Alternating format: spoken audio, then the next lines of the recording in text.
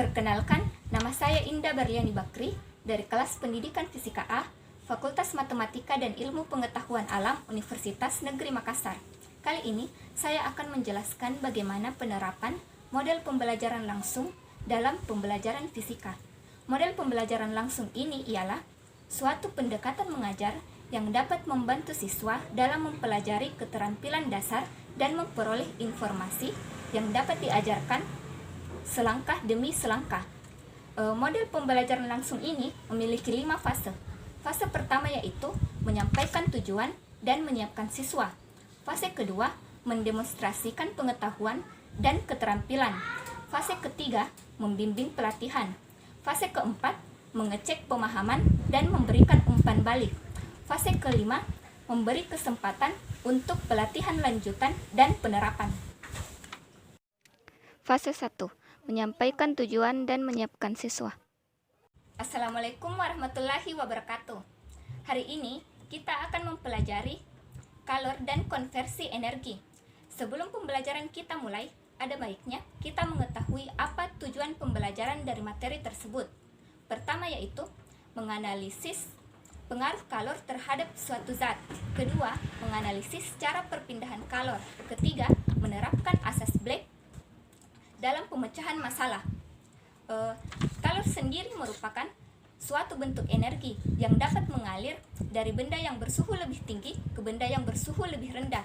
Sebagai contoh, jika terdapat dua buah benda, jika benda pertama memiliki suhu yang lebih tinggi daripada benda kedua, jika kedua benda tersebut bersentuhan satu sama lain, maka lama-kelamaan suhu kedua benda tersebut akan menjadi sama. Fase kedua, mendemonstrasikan pengetahuan dan keterampilan. Untuk materi kali ini kita akan mempelajari kalor jenis dan kapasitas kalor. Pertama yaitu kalor jenis. Secara umum, jika kita memanaskan suatu zat tertentu, maka jumlah kalor yang diperlukan akan sebanding dengan massa dan suhu yang dihasilkannya. Ketergantungan jumlah kalor tersebut kita namakan dengan kalor jenis yang biasa dilambangkan dengan huruf C kecil. Adapun rumus dari kalor jenis yaitu C sama dengan Q dibagi M kali delta T, di mana C kecil ialah kalor jenis, Q besar adalah banyaknya kalor yang diperlukan, M adalah massa zat, dan delta T ialah kenaikan suhu zat. Yang kedua ialah kapasitas kalor. Kapasitas kalor zat atau yang disimbolkan dengan huruf C besar didefinisikan sebagai perbandingan antara kalor yang diberikan pada zat dengan kenaikan suhunya yang diakibatkan oleh pemberian kalor tersebut.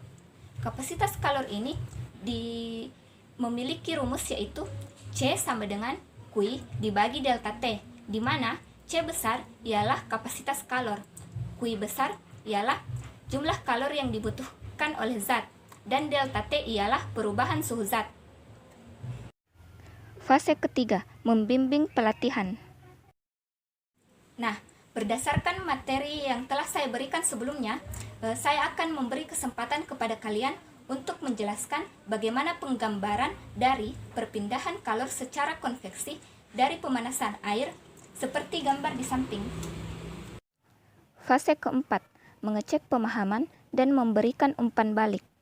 Berdasarkan penjelasan teman-teman kalian sebelumnya, maka dapat saya simpulkan bahwa apabila air yang berada dalam gelas dipanaskan, maka partikel-partikel air yang berada pada dasar gelas akan menerima kalor lebih dahulu, sehingga suhunya naik.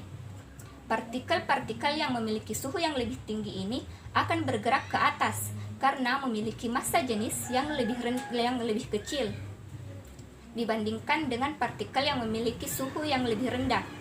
Sedang partikel yang memiliki suhu lebih rendah tadi, yang awalnya berada di atas, akan bergerak ke bawah dan menggantikan tempat partikel yang bersuhu tinggi tersebut. Fase kelima, memberi kesempatan untuk pelatihan lanjutan dan penerapan. Sekian pembelajaran kita hari ini. Sebagai bahan latihan, kalian dapat mengerjakan soal-soal pada buku cetak di halaman sekian. Terima kasih. Wassalamualaikum warahmatullahi wabarakatuh.